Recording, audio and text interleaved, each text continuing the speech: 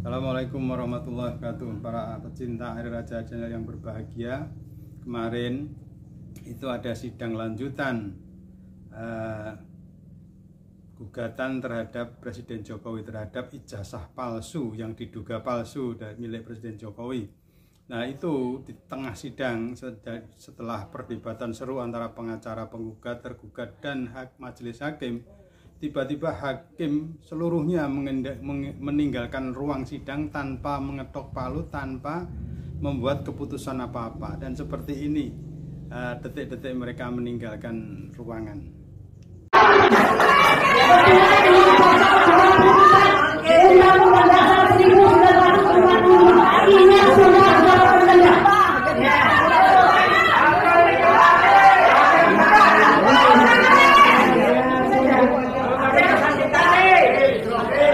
Hakim jangan jadi jubir.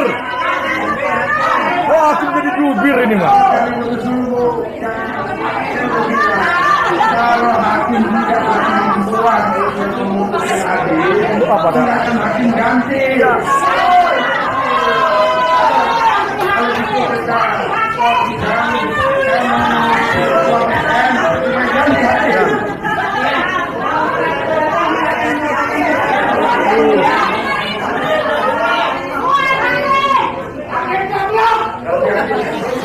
Hakim jadi jubir.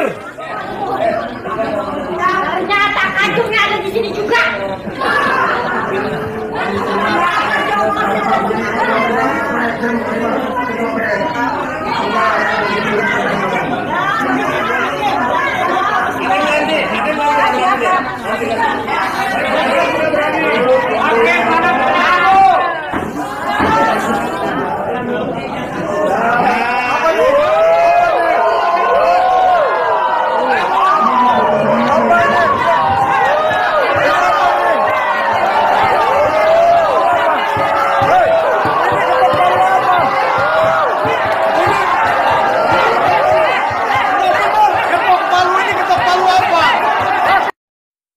Nah, implikasi hukumnya seperti apa, akibat hukumnya seperti apa, ini adalah wawancara saya dengan Dr.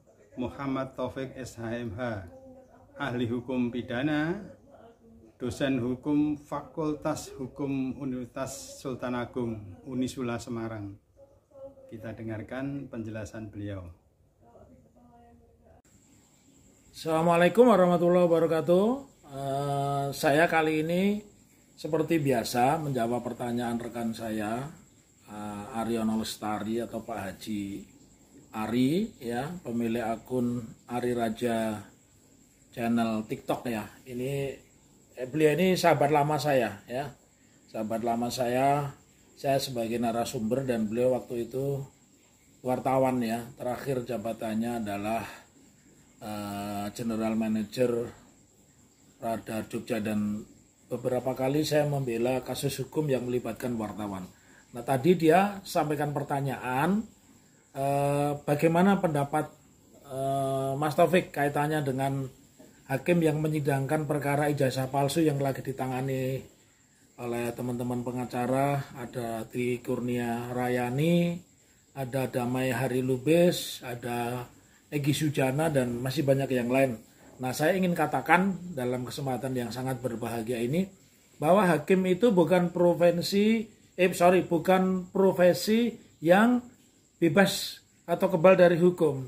Karena hakim juga terikat oleh kode etik, ya, namanya KIPPH, kode etik dan pedoman perilaku hakim. Kebetulan mata kuliah ini saya ajarkan kepada mahasiswa saya di Fakultas Hukum Unisula, jadi saya sangat paham itu. Nah, kembali kepada pertanyaan, bagaimana apabila seorang hakim, mungkin bukan seorang hakim, tepatnya majelis hakim di sebuah persidangan tiba-tiba meninggalkan ruangan, ya. Jadi tiba-tiba meninggalkan ruangan. Kalau kita sering bicara contempt of court, contempt of parliament, penghinaan kepada pengadilan, penghinaan kepada parlemen, ya.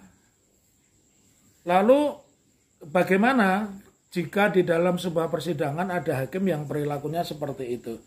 jangan lupa para penggemar channel ini ya, bahwa sanksi hakim yang diatur di KIPPH, Kode Etik Pedoman Perilaku Hakim, itu ada 3 ya.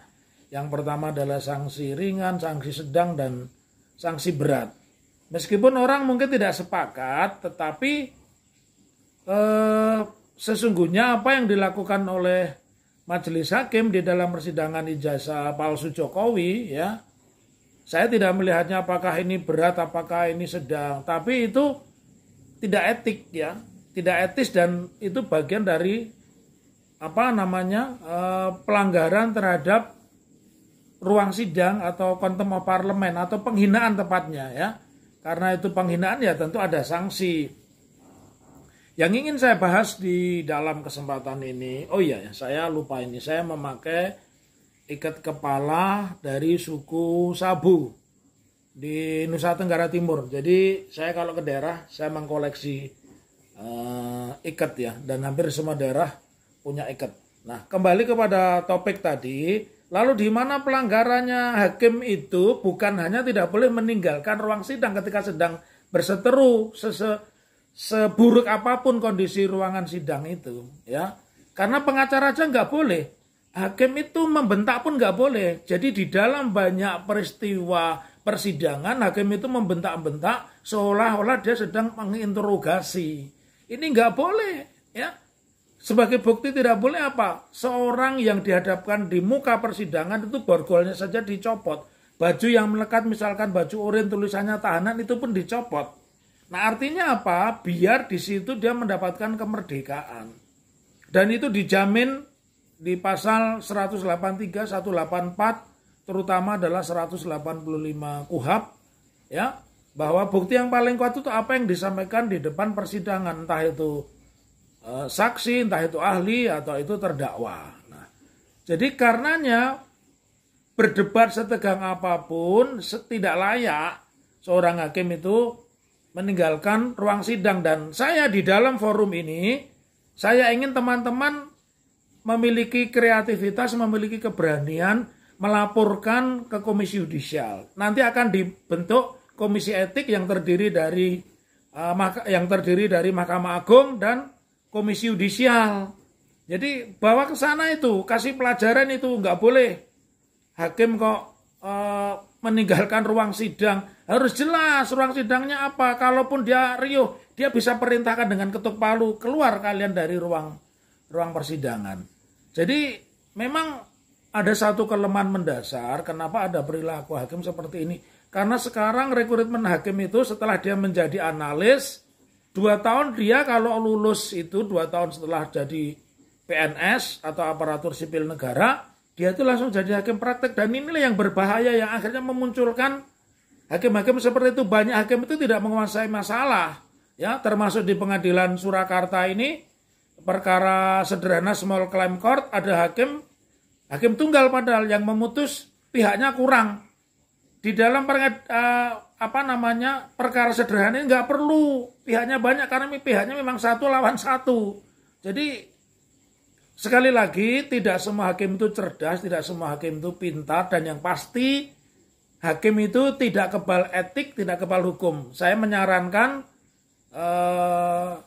Mbak Tri Kurnia Rayani, ya, kemudian Bang Egy Sujana, ya, kemudian Bang Damai Hari Lubis, laporkan itu majelis hakim seperti itu. Kalau perlu minta ganti tidak apa-apa, nanti akan ada aturan yang membolehkan diganti karena sudah tidak objektif. Semoga yang sedikit ini membawa manfaat, dan tetaplah yakin, tetaplah kritis, keadilan akan datang pada orang yang ingin menjadikan negara ini baik. Karena hari ini negara ini sedang tidak baik-baik saja. Assalamualaikum warahmatullahi wabarakatuh.